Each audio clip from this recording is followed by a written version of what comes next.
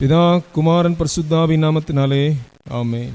கர்த்தரும் இரட்சகருமாய் இயேசு கிறிஸ்துவின் ஈடு இணையற்ற நாமத்தினாலே உங்கள் அனைவரையும் அன்போடு கூட வாழ்த்துகின்றேன்.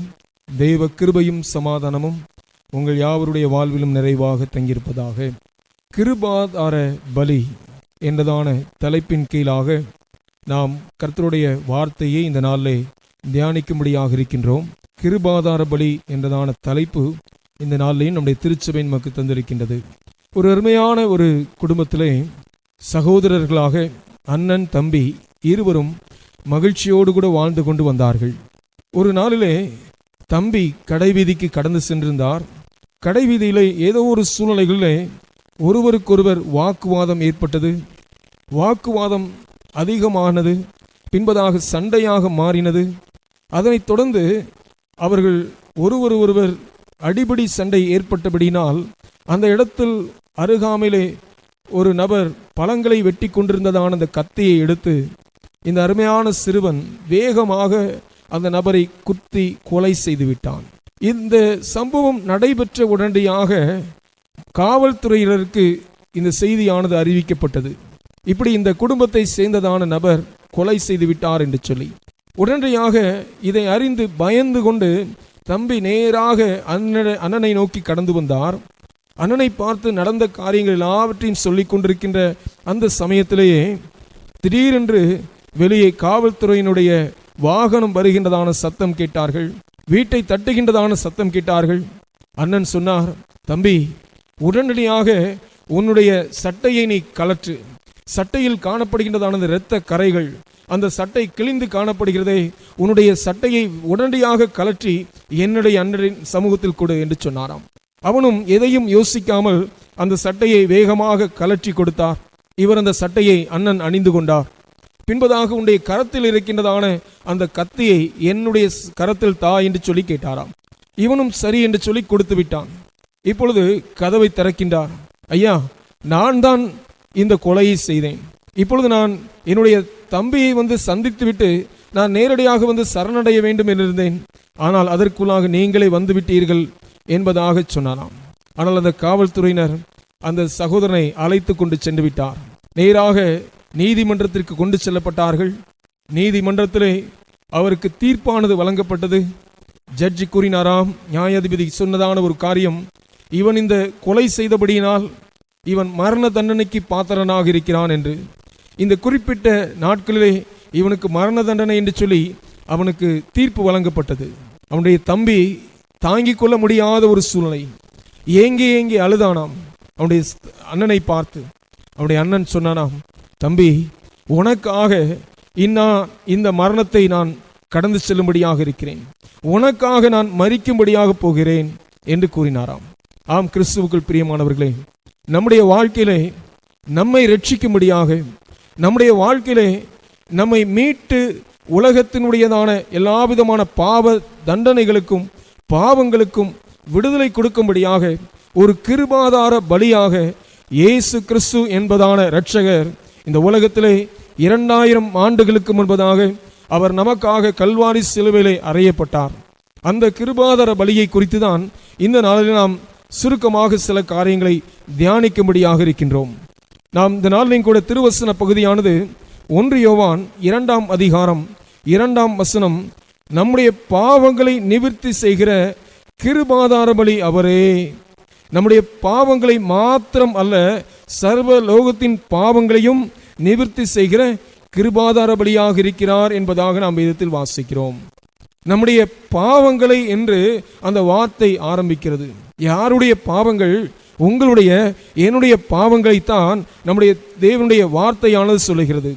தேவ திட்டத்தை மீறுவதே பாவம் என்று நாம் வேதத்தில் வாசிக்கிறோம். கடவுளுக்கு முன்பதாக அவருடைய கற்பனைகளை மீறுவது பாவம். ஆண்டவருடைய சத்தத்திற்கு கீழ்ப்படியாமல் இருப்பது பாவம்.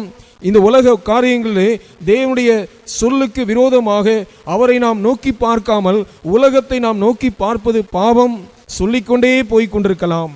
ரோமருக்கு எழுதின நிருபம் 5ஆம் அதிகாரம் 18ஆம் 19ஆம் வசனத்தை நாம் வாசிக்கும் பொழுது, ஆகையால் ஒரே மீறுதலினாலே எல்லா மனுஷருக்கும் ஆக்கினிக்கு ஏதுவான தீர்ப்பு உண்டானது போல ஒரே நீதியினாலே எல்லா மனுஷருக்கும் ஜீவனை அளிக்கும் நீதிக்கு ஏதுவான தீர்ப்பு உண்டாயிற்று. எந்த ஒரே மீறுதல்?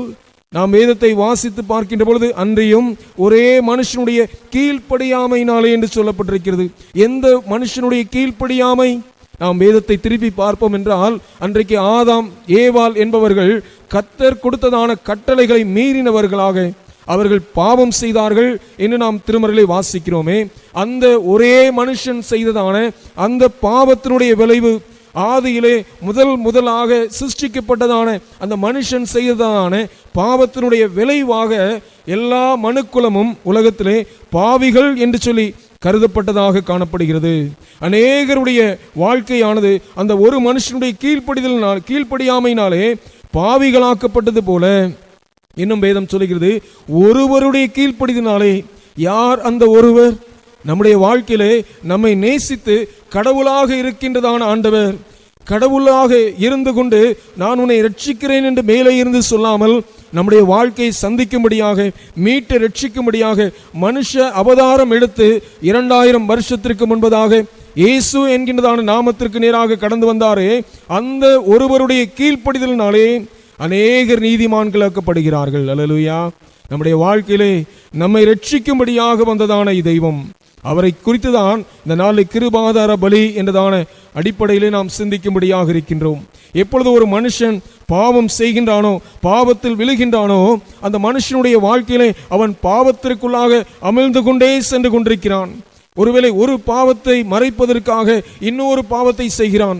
ஒரு பாவத்தை ஒருவேளை தன்னுடைய வாழ்க்கையிலே நீக்கி போட வேண்டும் என்று சொல்லி வேறொரு காரியத்தில் தன்னுடைய வாழ்க்கையில ஈடுபட்டு கொண்டிருக்கிறான். அவனுடைய வாழ்க்கையில எந்த சூழ்நிலைகளிலேயும் விடுதலை என்பது இல்லாத ஒரு நிலையில் காணப்பட்டு கொண்டிருக்கின்றான்.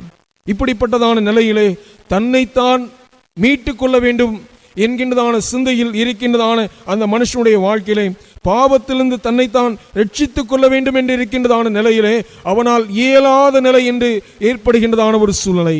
அப்படியானால் இந்த மனுஷன் இந்த பாவத்தின் குழியிலிருந்து விழுந்து கிடக்கின்றானே, இந்த பாவ சகதியிலிருந்து தூக்கி எடுப்பதற்கு ஒரு இரட்சகர் தேவை. அந்த இரட்சகராகத்தான் இயேசு கிறிஸ்து இந்த உலகத்திற்கு வந்தார். வேதம் சொல்லுகிறது, ரோமர் கழுதல் நிருபம் 3ஆம் அதிகாரம் 10ஆம் வசனத்தை நாம் வாசித்து பார்க்கின்ற பொழுது, நீதிமான் ஒருவனாகிலும் இல்லை என்று வேதம் சொல்கிறது. அதே போல ரோமர் 3:23ஆம் வசனத்தை நாம் வாசித்து பார்க்கின்ற பொழுது, எல்லோரும் பாவம் செய்து தேவ மகிமை அற்றவர்களானோம் என்று நம்முடைய வாழ்க்கை குறித்து சொல்லப்பட்டிருக்கிறது. எல்லா மனுஷனுடைய வாழ்க்கையிலையும் அவன் பாவிகளாக காணப்படுகிறார்கள். பாவம் செய்தபடியினால் பாவத்தின் சூழ்நிலைகளிலே அவனுடைய வாழ்க்கையிலே மரணத்தை நோக்கி கடந்து சென்று கொண்டிருக்கின்றான். பாவியான அந்த மனுஷன் தன்னைத்தான் மீட்க இயலாத நிலைமையிலே இருக்கின்ற பொழுது அந்த மனுஷனுடைய வாழ்க்கையினுடைய நிலை என்ன? நிச்சயமாக அவன் மரித்துதான் ஆக வேண்டும். அல்லாவிட்டால் முழுவதுமாக அழிந்து பாதாளம் செல்ல வேண்டியதான நிலைதான் அவனுடைய வாழ்க்கையிலே உள்ளதான நிலைமையாக இருக்கிறது. அப்போ இந்த பாவத்திலிருந்து மீட்பதற்கு ஒரு மனுஷனுடைய வாழ்க்கையிலே இவனால் இயலவில்லை. தேவ சமூகத்திலிருந்து தான் ஒத்தாசை வர வேண்டும். அதற்காகத்தான் இயேசு என்கின்றதான இரட்சகர் இந்த உலகத்திற்கு கடந்து வந்தார். எபேசியர் கழுதல் நிருபம் 2ஆம் அதிகாரம் 8ஆம் வசனத்தை நாம் வாசித்து பார்க்கின்ற பொழுது, இது மனுஷரால் உண்டானது அல்ல, இது தேவனுடைய ஈவு என்பதாக நாம் வேதத்தில் வாசிக்கிறோம். இயேசு கிறிஸ்து மூலமாக நீங்களும் நானும் ரட்சிக்கப்படுவதற்காக ஆண்டவர் செயல்பட்டார். இயேசு கிறிஸ்து அவர் தம்மை ஜீவ பலியாக மனுஷனுடைய பாவத்திற்காக அவர் முழுவதுமாக ஒருவேளை நமக்காக சாட்டை அடிகளை பட்டார். நமக்காக பலவிதமான முற்கீடம் சூட்டப்பட்டவராக பாடுபட்டவராக பாவத்தின் காரியத்திற்காக மரித்தார். வேத வசனம் சொல்லுகிறது, இது தீர்க்க தரிசனத்தினுடைய நிறைவேறுதலும்படியாக இயேசு கிறிஸ்துவானவர் பாவத்திற்கென்று மரித்தார் என்பதாக நாம் வேதத்திலிருந்து வாசிக்கின்றோம். ஏசாயா தீர்க்க தரிசனத்தின் புஸ்தகம் 53ஆம் அதிகாரத்தில் நாம் வாசித்து பார்க்கின்ற பொழுது வேதவசனம் இப்படியாக சொல்கிறது. 3ஆம் வசனத்தில் இருந்து நான் வாசிக்கிறேன். அவர் அசட்டை பண்ணப்பட்டவரும் மனுஷரால் புறக்கணிக்கப்பட்டவரும் துக்கம் நிறைந்தவரும் பாடு அனுபவித்தவருமாயிருந்தார். அவரை விட்டு நம்முடைய முகங்களை மறைத்து கொண்டோம். அவர் அசட்டை பண்ணப்பட்டிருந்தார், அவரை நாம் எண்ணாமற் போனோம். இன்னும் சொல்லப்படுகிறது, மெய்யாகவே உண்மையாகவே இயேசு நம்முடைய பாடுகளை ஏற்றுக்கொண்டு நம்முடைய துக்கங்களை சுமந்தார். நாமோ அவர் தேவனால் அடிபட்டு வாதிக்கப்பட்டு சிறுமைப்பட்டவர் என்று எண்ணினோம். நம்முடைய மீறுதல் நிமித்தமாக இயேசு காயப்பட்டார். நம்முடைய அக்கிரமங்கள் நிமித்தமாக இயேசு நொறுக்கப்பட்டார். நமக்கு சமாதானத்தை உண்டு பண்ணுகின்றதான ஆக்கினையானது இயேசு கிறிஸ்துவின் மீது வந்தது. வேதம் சொல்லுகிறது, இயேசு கிறிஸ்துவினுடைய தழும்புகளினாலே இன்றைக்கு நீங்களும் நானும் ஆண்டவருடைய நாமத்தினாலே விடுதலை பெறுகின்றோம். இன்னும் 10ஆம் வசனத்தை நான் உங்களுக்காக வாசிக்கின்றேன். வேதம் சொல்லுகிறது, கர்த்தரோ அவரை நொறுக்க சித்தமாகி அவரை பாடுகளுக்குட்படுத்தினார் என்று வேதம் சொல்கிறது. உங்களுடைய வாழ்க்கையிலே, என்னுடைய வாழ்க்கையிலே நாம் அனுபவிக்க வேண்டியதான அந்த பாடுகளை இயேசு கிறிஸ்துவானவர் சுமந்து தீர்த்தார் என்பதாக நாம் வேதத்தில் வாசிக்கின்றோம். அவரை குறித்துதான் கிருபாதார பலி என்பதாக நாம் வேதத்தில் வாசிக்கிறோம். உங்களுக்காகவும் எனக்காகவும் on behalf of us, நமக்காக இயேசுவானவர் சிலுவைக்கு நேராக கடந்து சென்றார். இந்த கிருபாதார பலி என்றதான இந்த வார்த்தைக்கு கிரேக்க வார்த்தையானது ஹிலாஸ்மோஸ் என்கிறதான ஒரு வார்த்தை பயன்படுத்தப்படுகிறது. 1 யோவான் இந்த நிருபத்தை நாம் வாசிக்கின்ற பொழுது 2 முறை இந்த வார்த்தைகளை இவர் சொல்கின்றார். 2ஆம் அதிகாரம் 2ஆம் வசனத்திலேயும் 4ஆம் அதிகாரம் 10ஆம் வசனத்தை நாம் வாசித்து பார்க்கின்ற பொழுது கிருபாதார பலியாக இயேசுவானவர் காணப்படுகிறார். இது பழைய உடன்படிக்கையினுடைய முழுவதுமாக ஒருவேளை கடவுளுடைய நீதியை நிறைவேற்றுவதற்காக, கடவுளுடைய நீதி மற்றும் மனிதனுடைய பாவத்திலிருந்து விடுதலை பெறும்படியாக, ஒரு பாவத்தின் பரிகாரமாக ஆண்டவர் இந்த உலகத்திலே தம்மை கிருபாதார பலியாக கொடுத்தார். பழைய ஏற்பாட்டை நீங்கள் வாசித்து பார்ப்பீர்களால், ஒரு மனுஷன் பாவம் என்று செய்கின்ற பொழுது அந்த மனுஷனுடைய பாவத்திற்காக ஒரு பரிகாரம், ஒரு பலியானது செலுத்தப்பட்டாக வேண்டும். அந்த பலி செலுத்தப்படுகிறது நிமித்தமாக ஒரு மிருகத்தினுடைய, ஒரு ஆட்டினுடையோ அல்லது ஒரு மாட்டினுடைய பலியானது செலுத்தப்பட வேண்டும் என்கிறதான நியமமானது நியமிக்கப்பட்டது. லேவியராகமங்களின் புஸ்தகம் 6ஆம் அதிகாரம் 15ஆம் மற்றும் 16ஆம் வசனத்தை நீங்கள் வாசித்து பார்க்கின்ற பொழுது, ஒரு மனுஷனுடைய வாழ்க்கையினுடைய எல்லா விதமான பலி, ஒருவேளை பாவத்திலிருந்தும் அவன் விடுதலை பெறுவதற்காக அவனுக்காக ஒரு ஆடானது பலி செலுத்தப்பட வேண்டும் என்பதைத்தான் நாம் திருமறையிலே வாசிக்கிறோம். அதைத்தான் ஆண்டவர் சுகந்த வாசனையாக காணப்படுகிறார். ஆனால் இப்படிப்பட்டதான பலி செலுத்துகின்றதான இந்த காரியத்தை மனிதன் சாதாரணமாக எண்ணிக்கொண்டான். ஏனென்றால் அவன் பாவத்தை ஒரு கொடூரமான ஒரு நிலையாக பார்க்கவில்லை. பாவத்தை அவன் சாதாரணமாக பார்க்கிறபடியினால் பாவத்து நிமித்தமாக செலுத்தப்படுகின்றதான பலியையும் கூட அவன் சாதாரணமாக எண்ணிக்கொண்டு, இதோ இந்த பாவம் நான் செய்தால் இந்த பலியை செலுத்திவிட்டால் போதும், எல்லாம் என்னுடைய வாழ்க்கையில நீங்கிவிடும். இதுதான் மனுஷனுடைய சிந்தனையாக காணப்படுகிறது. அவன் பலி செலுத்துவதான காரியத்தை ஒரு பெரிய ஒரு காரியமாக தன்னுடைய வாழ்க்கையில இவன் சிந்தித்து பார்க்கவில்லை. இப்படிப்பட்டதான நிலையிலே பாவத்திலேயே மரித்து கொண்டிருக்கிறதான மனுஷன், இந்த தருவாயிலை தான் இயேசு கிறிஸ்து இந்த மனுஷனுடைய பாவத்திற்காக அவரே உலகத்திற்கு கடந்து வந்தார். நாம் ஆண்டவரை குறித்து திருமறையிலே வாசித்து பார்க்கின்ற பொழுது God is love என்பதைத்தான் வேதம் சொல்கிறது. கடவுள் அன்புள்ளதான தேவன், அவர் இரக்கமுள்ளதான தேவன், அவர் எந்த பாவியையும் தள்ளாததான தேவன் என்று சொல்லப்பட்டிருக்கிறது. உண்மைதான், அவர் நேசிக்கின்றதான ஆண்டவர் தான்.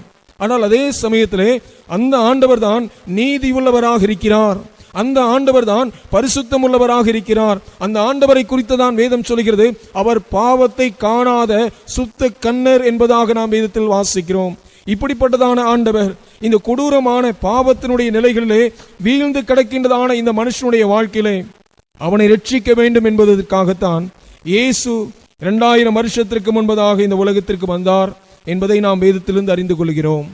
1 பேதுரு 2ஆம் அதிகாரம் 24ஆம் வசனம் இவ்விதமாக சொல்கிறது, நாம் பாவங்களுக்கு செத்து நீதிக்கு பிழைத்திருக்கும்படிக்கு இயேசு தாமே தமது சரீரத்திலே நம்முடைய பாவங்களை சிலுவையின் மேல் சுமந்தார், அவருடைய தழும்புகளால் குணமானீர்கள். எவ்வளவு ஒரு விசேஷமான ஒரு காரியம் பாருங்கள். இந்த இயேசுவானவர் யூதர்களுக்கு மாத்திரம் தெய்வம் என்று சொல்லி யூதர்களுக்காக அவர் மரிக்கவில்லை. இந்த இயேசுவானவர் கிறிஸ்தவர்களுடைய தெய்வம் என்று சொல்லி கிறிஸ்தவர்களுக்காக அவர் மரிக்கவில்லை. இந்த இயேசுவானவர் உலகத்தில் உள்ளதான எல்லா மனுஷனுடைய வாழ்க்கையில் உள்ளதான பாவத்தை அவர்தாமே ஏற்றுக்கொண்டவராக எல்லா மனுஷனுடைய சகல பூமியில் உள்ள எல்லா நாமங்களில் உள்ளதான குடும்பங்களுக்காக இயேசுவானவர் மரித்தார். எனவே தான் வேதம் அவரை குறித்து காண்பித்து சொல்கிறது, இதோ உலகத்தின் பாவத்தை சுமந்து தீர்க்கிற தேவ ஆட்டுக்குட்டி என்று சொல்லி. இந்த பாவத்தை மனுஷன் தொடர்ந்து செய்து கொண்டே இருக்கிறானே, இந்த பாவத்தினுடைய சம்பளம் என்ன தெரியுமா? மரணம் என்று வேதம் சொல்கிறது. அந்த மரணம் என்றால் நித்தியமான மரணம். இரண்டாவது மரணம் என்று வேத வசனம் சொல்கிறது. அந்த மனுஷனுடைய வாழ்க்கையில் ஒருவேளை நாம் கேட்கலாம், எல்லா மனுஷரும் மரிக்கின்றார்களே, அந்த மரணமானது ஒவ்வொரு மனுஷனுடைய வாழ்க்கையிலையும் நியமிக்கப்பட்டதான முதலாவது மரணமாக இருக்கிறது. ஆனால் ஒரு மனுஷனுடைய வாழ்க்கையிலே பாவத்தினுடைய சம்பளம் என்பது நித்திய நரகத்தை தான் வேத வசனம் சொல்கிறது. ஒரு இதை கேட்கின்ற பொழுதே நமக்குள்ளாக பயம் ஏற்படுகின்றதல்லவா? ஒரு மனிதன் முதலிலே தேவனை எப்படிப்பட்டவர் என்பதை அறிந்து கொள்ளாவிட்டால் அவனால் தேவனுடைய கிருபையை அறிந்து கொள்ளவே முடியாது. ஒவ்வொரு நாளிலையும் இந்த நாட்களிலே நாம் சற்று பார்க்கின்ற பொழுது அதிகமாக பிராஸ்பரிட்டி காஸ்பல் என்று நாம் சொல்கின்றோமே, அவைகள் தான் இந்த உலகத்திலே ஜனங்களுக்கு போதிக்கப்பட்டு கொண்டிருக்கின்றதாக இருக்கிறது. பிராஸ்பரிட்டி காஸ்பல் என்றால் என்ன?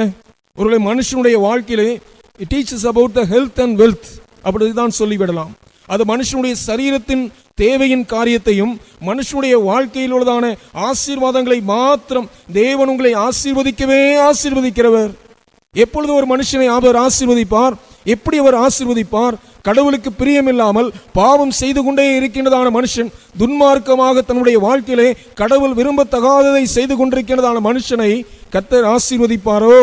இல்லவே இல்லை. எனவே தான் ஆண்டவருடைய சத்தியமானது இந்த நாட்களே புறக்கணிக்கப்பட்டதான ஒரு நிலைமையில் இருக்கிறது. இந்த நாட்களிலே சிலுவையை குறித்ததான செய்தி இல்லை. இந்த நாட்களிலே பரலோகத்தை குறித்தோ அல்லது நரகத்தை குறித்தோ அல்லது இயேசு கிறிஸ்துவானவர் மீண்டுமாக இரண்டாவது விசையாக அவர் வரப்போகிறார் என்கின்றதான செய்தியோ இந்த நாட்களில் இல்லாமல் இருக்கிறது. இதைத்தான் தேவனுடைய திருமறை சொல்கிறது. இது துர்ச்செய்தி என்பதாக சொல்லப்பட்டிருக்கிறது. இந்த துர்ச்செய்திக்குள்ளாகவே மனுஷன் கேட்டு கேட்டு வாழ்ந்து கொண்டிருப்பான் என்றால் அந்த ஜனங்கள் நித்திய நரகத்தை நோக்கி அவர்கள் சென்று கொண்டிருக்கின்றார்கள். கிறிஸ்துவுக்கு பிரியமானவர்களே, கிருபாதார பலியாக இயேசு ஏன் தன்னுடைய சரீரத்தை இந்த உலகத்திலே உங்களுக்காகவும் எனக்காகவும் செலுத்த வேண்டும்? நீங்கள் இந்த உலகத்திலே மரித்து அழிந்து நரகம் செல்வதற்காக அல்லவே அல்ல. அவர் கிருபாதார பலியாக அவர் செலுத்தப்பட்டதான நோக்கம் நம்மை ஆண்டவர் மீட்டு ரட்சிக்கும்படியாக. ஒரு பக்கம் தேவ நீதியை, பிதாவாகிய தேவனுடைய நீதியை இயேசு கிறிஸ்துவானவர் நிறைவேற்றியே ஆக வேண்டும். அது நிறைவேற்றாவிட்டால் நம்முடைய வாழ்க்கையினுடைய நிலை நரகத்திற்குள்ளாக நாம் சென்று விடுகின்றோம். எனவே தான் இயேசு கிறிஸ்துவானவர் ஒவ்வொரு சூழ்நிலைகளையும் நம்மை நேசிக்கின்றவராக, நம்மை மன்னிக்கின்றவராக, நம் மீது அன்பு கூறுகின்றவராக அவர் தம்முடைய எல்லா பாடுகளையும் அவர் தாமே ஏற்றுக்கொண்டார் என்பதை நாம் திருமறையிலிருந்து அறிந்து கொள்கிறோம்.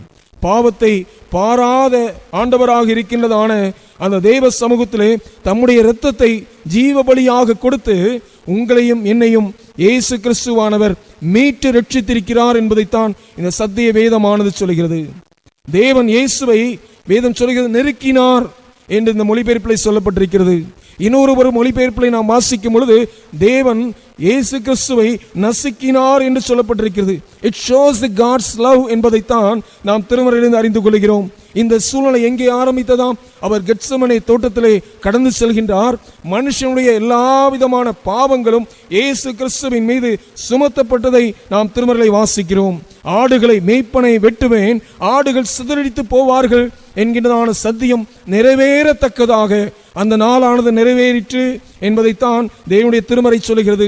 பாவமே அறியாததான ஆண்டவர் இந்த உலகத்தில் நமக்காக பாவமாக்கப்பட்டார் என்பதை வேதம் சொல்கிறது. அவர் முழங்கால் படியிட்டு சகல ஜனங்களுடைய வாழ்க்கையினுடைய பாவத்தின் காரியத்திற்காக வியாகுலப்பட்டு அவர் முழங்கால் படியிட்டு ஜெபிக்கின்ற பொழுது வேதம் சொல்கிறது அவருடைய இரத்தத்தினுடைய நரம்புகள் எல்லாம் விடித்தது. அவருடைய சரீரத்திலே பலவிதமான இரத்தத்தின் வேர்வைகள் சிந்தினார் என்பதைத்தான் நாம் வேதத்திலிருந்து வாசிக்கிறோம். எவ்வளவு வியாகுலம் பாருங்கள்! உங்களையும் என்னையும் நேசிக்கின்றதான நேசத்தினுடைய அந்த அன்பு எவ்வளவு விலையேற பெற்றது என்பதைத்தான் அந்த கெத்செமனே தோட்டத்தினுடைய காட்சி நமக்கு காண்பிக்கிறது. அவர் சிலுவையிலே முழுவதுமாக அவர் அறையப்பட்டவராக மேலே இருந்து கீழே வரைக்கும் அவருடைய சரீரத்தினுடைய தோள்களை பார்க்க இயலாதபடிக்கு அவருடைய சரீரம் முழுவதும் உழுவப்பட்டதான நிலத்தை போல காணப்பட்டது என்பதாக வேதத்தில் நாம் வாசிக்கின்றோமே. அவர் சிலுவையில் அறையப்பட்டவராக என் தேவனே என் தேவனே ஏன் என்னை கைவிட்டீர் என்று சொல்லி அவர் கதறுவதற்கு காரணம் என்ன? உங்களுடைய என்னுடைய பாவங்களிலிருந்து விடுதலை கொடுக்கும்படியாக. வேதம் சொல்கிறது நம் நிமித்தமாக பிதாவினுடைய முகமானது மறைக்கப்பட்டது என்பதாக நாம் வேதத்தில் வாசிக்கிறோம். அப்போஸ்தலர் நடவடிக்கையின் புஸ்தகம் 2ஆம் அதிகாரம் 23ஆம் வசனத்தை நாம் வாசித்து பார்க்கின்ற பொழுது, அப்போஸ்தலர் 2ஆம் அதிகாரம் 23ஆம் வசனம், அப்படி இருந்தும் தேவன் நிர்ணயித்திருந்த ஆலோசனையின்படியையும் அவருடைய முன்னறிவின்படியையும் ஒப்பு கொடுக்கப்பட்ட அந்த இயேசுவை நீங்கள் பிடித்து அக்கிரமக்காரருடைய கைகளினாலே சிலுவையில் ஆணியடித்து கொலை செய்தீர்கள் என்பதாக சொல்லப்பட்டிருக்கிறது. நம்முடைய பாவ சுமைகளை இயேசுவானவர் எடுத்துக் கொள்கின்றார். இதைத்தான் லேவியராகமங்களின் புஸ்தகம் 16ஆம் அதிகாரத்தை நீங்கள் வாசித்து பார்ப்பீர்களானால் அங்கே சொல்லப்பட்டிருக்கிறது. 2 ஆடுகள் அங்கே வைக்கப்படுகிறது. ஒரு ஆடு போக்காடு, மற்றொரு ஆடானது பலியாடு என்பதாக நாம் வேதத்தில் வாசிக்கிறோம். இந்த போக்காடானது நியாயாதிபதி மூலமாக தள்ளப்பட்டு விடுகிறது. அதனுடைய வாழ்க்கையிலே முழுவதுமாக விடுதலை அடைந்து விடுகிறது. ஆனால் அந்த போக்காடுக்குரியதான தண்டனையையும் இந்த பலியாடானது ஏற்றுக்கொள்கிறது. அதைத்தான் இயேசுனுடைய வாழ்க்கையிலையும் கூட நாம் பார்க்கலாம். அவர் பிலாத்துவுக்கு முன்பதாக நின்று கொண்டிருக்கின்றதான அந்த சமயத்திலே தேவனுடைய திருமறை சொல்கிறது, ஆண்டவராய் இயேசு கிறிஸ்துவும் பரபாசும் நின்று கொண்டிருக்கிறார். இப்பொழுது பரபாஸ் போக்காடாக விடப்பட்டார். அதைத்தான் லேவியராகமங்களின் புஸ்தகத்திலே நாம் வாசித்து பார்க்கின்றோம். அந்த பலியாடாக இருக்கின்றது சகல ஜனங்களுடைய பாவங்களுக்காக பலி செலுத்தப்படுகின்றதான ஒரு ஆடாக, ஒப்பு கொடுக்கப்படுகின்ற ஒரு ஆடாக காணப்பட்டது. அதைத்தான் இயேசு தம்முடைய வாழ்க்கையிலே நமக்காக செய்து காண்பித்தார் என்பதை நாம் திருமறையிலிருந்து அறிந்து கொள்கின்றோம். இந்த இயேசுவானவர் அவர் சிலுவையிலே இரத்தம் சிந்தினாரே, அந்த இரத்தத்தை தான் வேதம் சொல்கிறது, இயேசு கிறிஸ்துவின் இரத்தம் சகல பாவங்களை நீக்கி நம்மை சுத்திகரிக்கும். அல்லேலூயா. 1 யோவான் 1ஆம் அதிகாரம் 7ஆம் வசனம் வாசித்து பார்க்கும் பொழுது வேதம் சொல்கிறது, இயேசு கிறிஸ்துவானவர் ஒளியில் இருக்கிறது போல நாமும் ஒளியிலே நடந்தால். அப்படி என்றால் என்ன? அவர் ஒளியில் இருக்கிறார் என்றால் பாவம் இல்லாதவர், பரிசுத்தம் உள்ளதான ஆண்டவர், அவர் ஒளியில் வாசம் செய்கின்றதான ஆண்டவர் என்பதை வேதம் சொல்கிறது. ஆனால் நம்முடைய வாழ்க்கையோ பாவத்திற்குள்ளாக வாழ்ந்து கொண்டிருக்கிறோம். பாவத்தில் இருக்கின்றதான இந்த மனுஷனுக்காக இயேசுவானவர் சிலுவையில் அறையப்பட்டது நிமித்தமாக நாம் மீட்கப்பட்டிருக்கிறோம் என்பதை நாம் வேதத்தில் வாசிக்கிறோம். அந்த மீட்பின் மூலமாகத்தான் வேதம் சொல்கிறது, அவர் ஒளியில் இருக்கிறது போல நாமும் ஒளியிலே நடந்தால் ஒருவரோடு ஒருவர், யாரோடு யார்? தேவனோடு கூட மனுக்குலமும் ஐக்கியப்பட்டிருக்கும். எவ்விதமான ஐக்கியம் ஏற்படுகிறது? எப்படி மனுஷனுடைய வாழ்க்கையில் ஏற்படுகிறது? இது கிறிஸ்து இயேசுவினுடைய இரத்தம் இந்த ஐக்கியத்தை கொண்டு வந்திருக்கிறது. எனவே தான் வேதம் சொல்கிறது, அவருடைய குமாரனாகிய இயேசு கிறிஸ்துவினுடைய இரத்தம் சகல பாவங்களையும் நீக்கி நம்மை சுத்திகரிக்கும். எவ்வளவு ஒரு பெரிய ஆசீர்வாதம் பாருங்கள். எந்த மனுஷனுடைய வாழ்க்கையிலையும் ஒருவரை கொடுக்க முடியாத ஒரு ஆசீர்வாதம் இயேசு கிறிஸ்துவினுடைய இரத்தமானது இன்றைக்கு நம்முடைய வாழ்க்கையிலே செய்து கொண்டிருக்கிறது. ஒவ்வொரு தனிப்பட்ட வாழ்க்கையிலையும் ஆண்டவர் நம்முடைய வாழ்க்கையிலே அவர் நம்மை மன்னிக்கின்றதான தேவனாக இருக்கிறார். எனவே தான் 1 யோவான் 2ஆம் அதிகாரம் 2ஆம் வசனம் சொல்கிறது, நம்முடைய பாவங்களை நிவிர்த்தி செய்கிற கிருபாதார பலி அவரே. நாம் செய்து கொண்டிருக்கின்ற இன்னும் செய்ய போகின்றதான பாவங்கள் ஒவ்வொன்றுக்கும் தண்டனை என்று நாம் சொல்வோம் என்றால் அந்த தண்டனைக்குரியதான காரியத்தை இயேசு ஏற்றுக்கொண்டார். அநேகர் சில நேரங்களில் சொல்லுவார்கள், சில புற மதஸ்தர்கள் உள்ளவர்கள் கூட எண்ணி பார்ப்பதான காரியங்கள் உண்டு. என்ன காரியம்?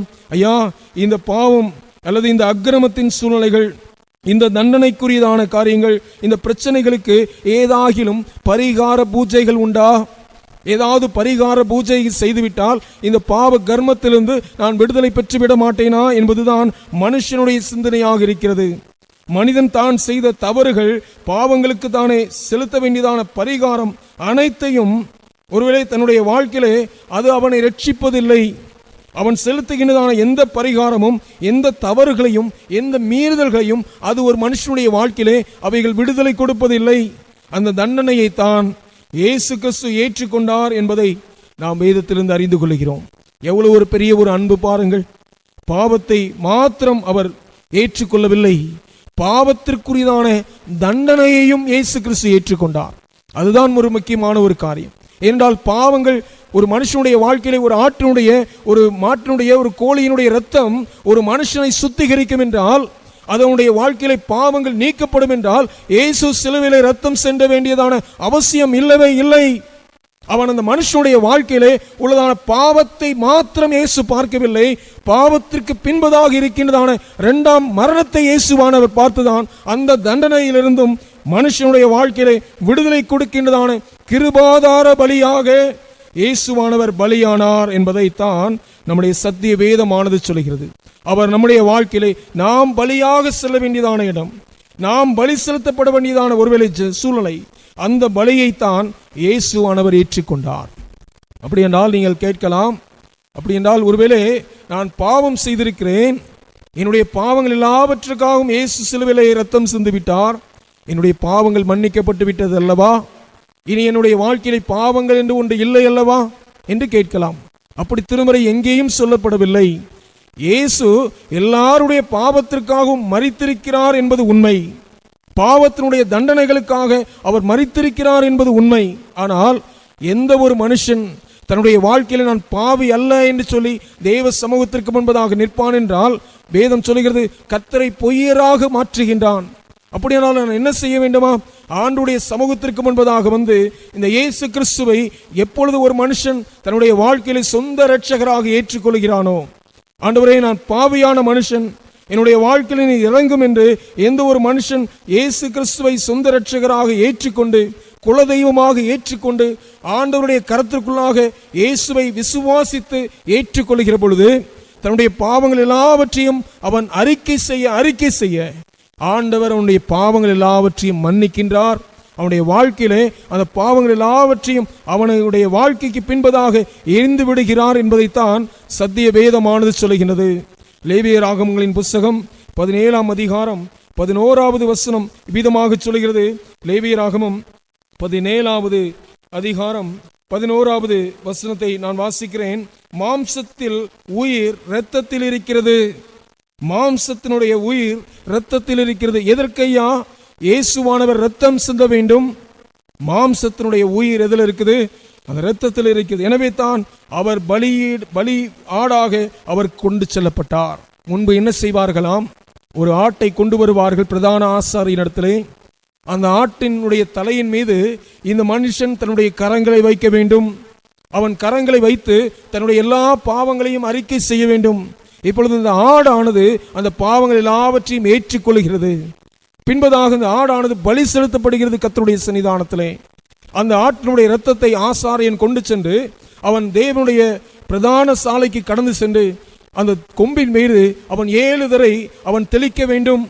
பின்பதாக இந்த ஆட்டினுடைய இரத்தத்தை எடுத்து தேவ சமூகத்திலிருந்து கொண்டு வந்து அந்த மனுஷன் மீது தெளிக்கப்பட்டு இதன் மூலமாக அவனுடைய பாவமானது நிவிர்த்தி ஆகிறது என்று சொல்ல வேண்டும்.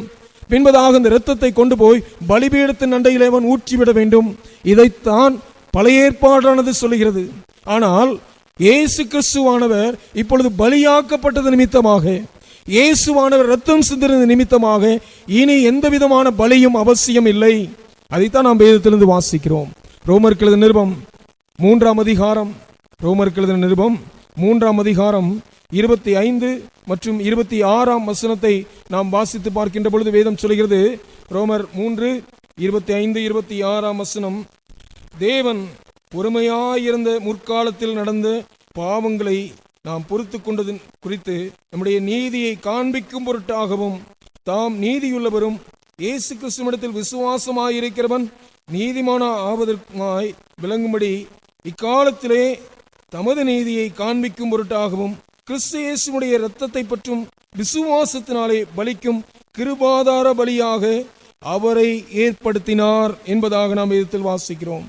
இந்த இயேசு கிறிஸ்து எனக்காக மரித்தார், எனக்காக இரத்தம் சிந்தினார், என்னுடைய பாவங்கள் இயேசு கிறிஸ்துவுடைய இரத்தத்தினாலே மன்னிக்கப்படுகிறது என்று சொல்லி எந்த ஒரு மனுஷன் விசுவாசிக்கிறானோ அந்த மனுஷனுடைய வாழ்க்கையானது கிருபாதார பலியாக ஆண்டவர் அவனுக்காக சிந்தினதான இரத்தத்திலிருந்து அவன் மீட்பை பெறுகின்றவனாக காணப்படுகிறான்.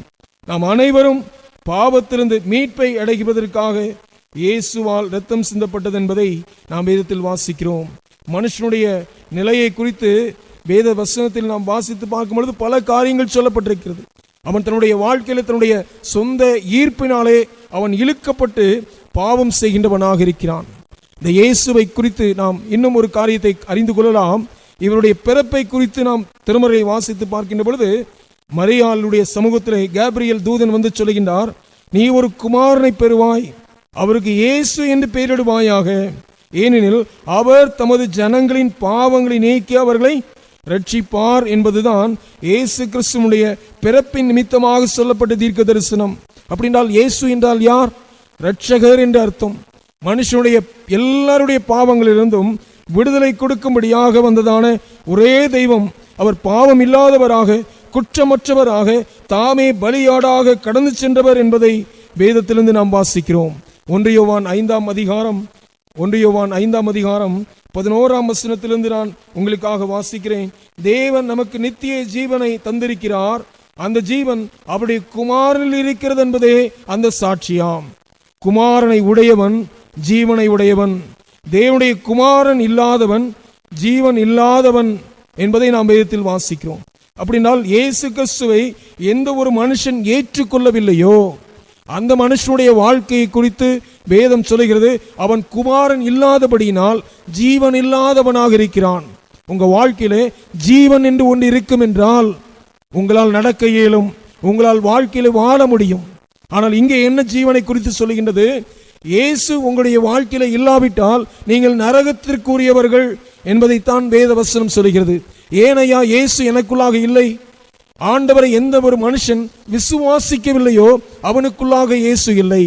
யோவான் எழுதின சுவிசேஷம் 3ஆம் அதிகாரத்திலே நாம் திருப்பிக் கொள்கிற பொழுது ஆண்டுடைய சத்திய வார்த்தை இவ்விதமாக சொல்கிறது. யோவான் எழுதின சுவிசேஷம் 3ஆம் அதிகாரம் 17ஆம் வசனத்திலிருந்து நான் வாசிக்கிறேன். உலகத்தை ஆக்கினைக்குள்ளாக தீர்க்கும்படி தேவன் தம்முடைய குமாரனை உலகத்தில் அனுப்பாமல் அவராலே இயேசு கிறிஸ்துவினாலே உலகம் முழுவதும் ரட்சிக்கப்படுவதற்காகவே அந்த இயேசுவை அனுப்பினார். அடுத்த வார்த்தை சொல்கிறது, அவரை விசுவாசிக்கிறவன் ஆக்கினைக்குள்ளாக தீர்க்கப்படான்.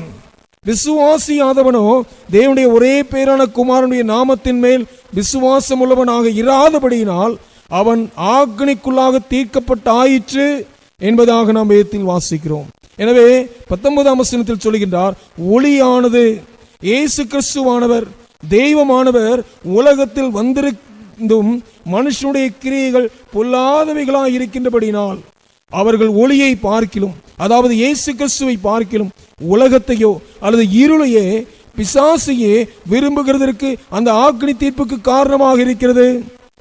எனக்கு அன்பான தேவனுடைய ஜனமே, ஆண்டவர் இந்த உலகத்திலே உங்களுக்காகவும் எனக்காகவும் அவர் வந்த நோக்கம் நம்மை ரட்சிப்பதற்காக மட்டும், நம்முடைய வாழ்க்கையில பாவத்திலிருந்து விடுதலை கொடுப்பதற்காக. அந்த காரியத்தை ஒரு மனுஷன் இழந்து விடுவான் என்றால், ஒருவேளை ஆண்டவர் என்னுடைய பாவத்திற்காக அவர் மரித்து இரத்தம் சிந்தி இருப்பதிலே எந்த அர்த்தமும் இல்லாமல் போய்விடுகிறது. ஏனென்றால் வேதம் சொல்கிறது, அவன் ஆக்கினி தீர்ப்புக்கு உட்பட்டாயிற்று என்பதாக நாம் வேதத்தில் வாசிக்கிறோம். ஒவ்வொரு சூழ்நிலைகளையும் உங்களை அன்போடு கூட நேசிக்கின்றதான ஆண்டவர் தன்னுடைய இரு கரங்களையும் உங்களுடைய வாழ்க்கையிலே முழுவதுமாக நீட்டின வண்ணமாக நிற்கின்றதான தெய்வம் உங்களுடைய வாழ்க்கையை நேசிக்கின்றதான ஆண்டவராக இருக்கின்றார். நாம் வேதத்தில் வாசித்து பார்க்கின்ற பொழுது எபேசு திருச்சபைக்கு பவுலடியார் இவ்விதமாக சொல்கின்றார். எபேசியர் 1ஆம் அதிகாரம் 7ஆம் வசனத்தை நாம் வாசித்து பார்க்கும் பொழுது வேதம் சொல்கிறது, எபேசியர் 1:7ஆம் வசனம், அவருடைய கிருபையின் ஐஸ்வரியத்தின்படியே இவருடைய இரத்தத்தினாலே பாவ மன்னிப்பாகிய மீட்பு இவருக்குள் நமக்கு உண்டாயிருக்கிறது. அல்லேலூயா. இயேசு கிறிஸ்துவின் இரத்தத்தின் மூலமாக நம் ஒவ்வொருடைய வாழ்க்கையிலையும் பாவ மன்னிப்பாகிய மீட்பு என்பது இந்த இயேசு மூலமாக நம் ஒவ்வொருடைய வாழ்க்கையிலும் உண்டாயிருக்கிறதாம். இன்னும் நாம் வேதத்தில் 2ஆம் அதிகாரத்திலே 8ஆம் 9ஆம் வசனத்தை வாசிக்கும் பொழுது வேதம் சொல்கிறது, கிருபையினாலே விசுவாசத்தை கொண்டு ரட்சிக்கப்பட்டீர்கள், இது உங்களால் உண்டானதல்ல, இது தேவனுடைய ஈவு என்பதாக நாம் வேதத்தில் வாசிக்கிறோம். அப்படி என்றால் என்ன? கிருபை என்றால் கிறிஸ்து இயேசுவை குறிக்கின்றதாக இருக்கிறது.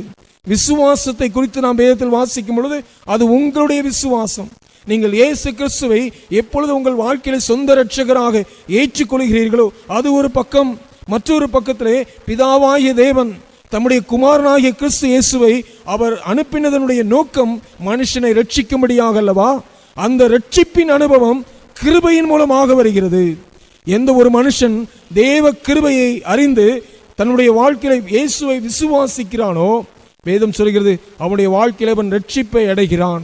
எனவே இது என்னுடைய வாழ்க்கையிலே என்னுடைய பிரயாசத்தினால் அல்ல, இயேசு கிறிஸ்துவினுடைய கிருபாதார பலியின் மூலமாக நீங்களும் நானும் ரட்சிப்பை அடைகிறோம் என்பதைத்தான் நாம் வேதத்தில் வாசிக்கிறோம். 1 கொரிந்தியர் 6ஆம் அதிகாரம் 11வது வசனத்தை நாம் வாசித்து பார்க்கும் பொழுது வேதம் சொல்கிறது, 1 கொரிந்தியர் 6ஆம் அதிகாரம் 11ஆம் வசனம், உங்களில் சிலர் இப்படிப்பட்டவர்களாயிருந்தீர்கள், ஆயினும் கர்த்தராகிய இயேசுவின் நாமத்தினாலும் நமது தேவனுடைய ஆவியினாலும் கழுவப்பட்டீர்கள், பரிசுத்தமாக்கப்பட்டீர்கள், நீதிமான்களாக்கப்பட்டீர்கள். அல்லேலூயா. 3 காரியங்களை சொல்றாரு. என்ன சொல்றாரு? இயேசு கிறிஸ்துவின் நாமத்தினால நம்முடைய வாழ்க்கையில கிடைக்கின்ற ஆசீர்வாதம் என்ன தெரியுமா? நாம் ஆண்டவருடைய இரத்தத்தினாலே கழுவப்பட்டிருக்கிறோம். இயேசுவின் இரத்தத்தினாலே கழுவப்பட்டபடியினால் நீங்களும் நானும் ஆண்டவருடைய சமூகத்திலே பரிசுத்தமாக்கப்பட்டிருக்கிறோம். நாம் பரிசுத்தம் அடைந்தபடியினால் தேவ சமூகத்திற்கு முன்பதாக நீதி உள்ளவர்களாக தேவன் மாற்றியிருக்கிறார். எனவே தான் அந்த இரத்தம் நம்முடைய வாழ்க்கையிலே இன்றைக்கும் செயல்பட்டு கொண்டிருக்கின்ற இரத்தமாக, கிருபாதார பலியாகின இயேசுவினுடைய இரத்தத்தை, அவருடைய மாம்சத்தையும் எந்த ஒரு மனுஷன் புசிக்கின்றானோ அந்த மனுஷனுடைய வாழ்க்கையில என்ன உண்டு? விடுதலை, வாழ்வு உண்டு என்று சொல்லி நாம் வேதத்தில் வாசிக்கிறோம். புசிக்கின்ற மனுஷனுக்கு நித்திய ஜீவன் உண்டு. ஒருவேளை புசியாமல் இருக்கின்றதான மனுஷனுடைய வாழ்க்கையிலே அவன் ஆக்கணிக்கின் அனுபவத்திற்குள்ளாக கடந்து செல்கிறான். இயேசு கிறிஸ்துவானவர் இந்த உலகத்தில் வாழ்ந்த சமயத்திலே அவர் கூறுகிறார், 6ஆம் அதிகாரம், யோவான் 6ஆம் அதிகாரத்தில் சொல்கிறார், ஜீவ அப்பம் நானே என்று சொல்லிவிட்டு தம்மை இந்த உலகத்திற்கு வெளிப்படுத்துகிறார்.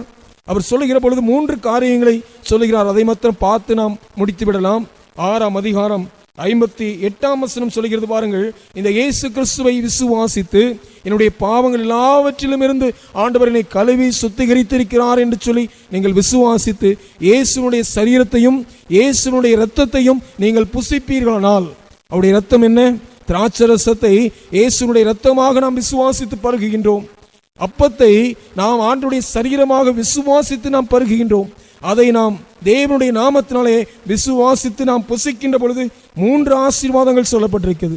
நம்பர் 1, 6ஆம் அதிகாரம் 58ஆம் வசனத்தில் நீங்கள் வாசிக்கும் பொழுது ஆண்டவர் சொல்கிறார், புசிக்கிறவன் எவனோ எந்தெந்தைக்கும் பிழைப்பான், எந்தெந்தைக்கும் பிழைப்பான் என்று சொல்கின்றார். எவ்வளவு பெரிய ஒரு பாக்கியமான ஒரு காரியம்! ஒரு மனுஷனுடைய வாழ்க்கையிலே அவன் அழிவை தேடிக்கொண்டு சென்று கொண்டிருக்கிறான், அழிவின் பாதைகளை சென்று கொண்டிருக்கிறான். ஆனால் உங்களுடைய வாழ்க்கையிலே அழிவிலிருந்து உனக்கு நான் விடுதலை தருகிறேன் என்று அவர்தாமே கடந்து வந்தார். அவரே வந்து உங்களையும் என்னையும் அவருடைய இரத்தத்தினாலே மீட்டு ரட்சித்திருக்கிறாரே. அந்த இயேசுவை விசுவாசித்து அவரை நீங்கள் உங்களுடைய வாழ்க்கையிலே ஏற்றுக்கொள்கின்ற பொழுது நீங்கள் பிழைப்பீர்கள் என்று நாம் வேதத்தில் வாசிக்கிறோம். 2வது ஆசீர்வாதம் என்ன? 56ஆம் வசனம் சொல்கிறது, என் மாம்சத்தை புசித்து என் இரத்தத்தை பானம் பண்ணுகிறவன் என்னிலே நிலைத்திருக்கிறான், நானும் அவனில் நிலைத்திருக்கிறேன் என்று இயேசு சொல்கிறார். இந்த இரத்தத்தையும் இந்த மாம்சத்தையும் அல்லது தெய்வ சமூகத்திலே ராபோச்சனத்திலே நாம் பானம் பண்ணுகிற பொழுது நமக்கு கிடைக்கின்றதான 2வது ஆசீர்வாதம் என்ன? வேதத்தை நாம் வாசித்து பார்க்கும் பொழுது ஆண்டவர் தெளிவாக சொல்கிறார், இயேசு கிறிஸ்துவானவருக்குள்ளாக நீங்களும் நானும் நிலைத்திருக்கிறோம். அதே போல அவரும் நமக்குள்ளாக நிச்சயிக்கிறாராம், வாசம் பண்ணுகிறார், நமக்குள்ளாக நிலைத்திருக்கிறார். அந்த நிமித்தமாக நம்முடைய வாழ்க்கையில 3வது ஒரு ஆசீர்வாதத்தை நாம் பெற்றுக்கொள்கிறோம். 54ஆம் வசனத்தை நாம் வாசித்து பார்க்கும் பொழுது வேதம் சொல்கிறது, என் மாம்சத்தை புசித்து என் இரத்தத்தை பானம் பண்ணுகிறவனுக்கு நித்திய ஜீவன் உண்டு. அல்லேலூயா. நான் அவனை கடைசி நாளிலே எழுப்புவேன் என்று சொல்லி ஆண்டவர் சொல்லியிருக்கிறார். இயேசுவானவர் எவ்விதமாக முதலாவது வருகையாக இந்த உலகத்திற்கு கடந்து வந்தாரோ, அவரை இந்த உலகத்தில் இரட்சகராக வந்திருந்தும் ஜனங்கள் அவரை அறியாதவர்களாக அவரை ஏற்றுக்கொள்ளவில்லை. அவர் சிலுவையில் அறையப்பட்டார், மரித்தார், 3வது நாளிலே உயிர் தெழுந்த ஆண்டவராக காணப்பட்டார். அந்த ஆண்டவர் பரத்திற்கு செல்கின்ற பொழுது சொல்லி சென்றார், நான் மீண்டுமாக திரும்ப வருவேன் என்று சொல்லி. எதற்காக வருவாராம்? நான் வந்து என்னுடைய பிள்ளைகளை, என்னுடைய திருச்சபையாரை நான் இருக்கின்ற பரலோக ராஜ்யத்திலே நித்திய வாழ்வை கொடுக்கும்படியாக, நான் எடுத்து செல்லும்படியாக நான் வருவேன் என்று சொல்லி இயேசு சொல்லிவிட்டு கடந்து சென்றார். இப்பொழுது ஆண்டவர் சொல்கிறார், எந்த மனுஷன் இந்த ராபோஜனத்தில் புசிக்கின்ற பொழுது இயேசுனுடைய சரீரத்தையும் இயேசுனுடைய இரத்தத்தையும் விசுவாசத்தோடு கூட பெற்றுக்கொள்கிறானோ, முதலாவது ஒரு வாக்குத்தத்தம், அவன் பிழைப்பான். 2வதாக சொல்கிறார், நான் அவனுக்குள்ளாக வாசம் செய்து அவனோடு கூட நான் நிலைத்திருப்பேன். 3வதாக சொல்கிறார், அவனுக்கு நித்திய ஜீவன் உண்டு. அவனுக்கு நித்திய வாழ்வு உண்டு. அழிவில்லாத ஒரு வாழ்க்கையை இயேசு கிறிஸ்து எல்லா மனுஷனுடைய வாழ்க்கைக்கும் தருகின்ற கிருபாதார பலியாக இருக்கிறார். அவர் வந்து உங்களையும் என்னையும் அவருடைய சமூகத்திலே கடைசி நாளிலே எழுப்புவேன் என்று சொல்லியிருக்கிறாரே, அவரோடு கூட இருக்கும்படியாக கூட்டி செல்வார்களாம். ஒரு பெரிய ஒரு ஆசீர்வாதம் அல்லவா? அந்த ஆசீர்வாதத்தை பெற்று செல்ல நம்மை நாம் தேவ சமூகத்தில் அர்ப்பணிப்போமா? அப்படியே தலைகளை தாழ்த்தி நாம் ஆண்டவரை நோக்கி நாம் பார்க்கலாம். நம்முடைய இருதயத்தை ஆண்டவருக்கு நேராக நாம் அர்ப்பணித்தவர்களாக நாம் ஜெபிப்போம். ஒருபோதும் மறவாதவர், ஒருபோதும் கைவிடாதவர், உங்களையும் என்னையும் அவருடைய கரத்தினாலே ஏந்திருக்கின்றார். மகனே மகளே, நீ கலங்காதே, பயப்படாதே, நான் உன் தேவன் என்று சொல்லியிருக்கிறார். ஒருபோதும் நம்முடைய வாழ்க்கையிலே நம்மை தூர எறிந்து விடுகின்றதான தேவன் அல்ல. எந்த பாவியானாலும் அன்போடு கூட நம்மை ஏற்றுக்கொள்ளுகின்றதான ஆண்டவராக இருக்கின்றாரே. அந்த தேவ சமூகத்தை நோக்கி பார்த்து நாம் ஜெபிப்போமா?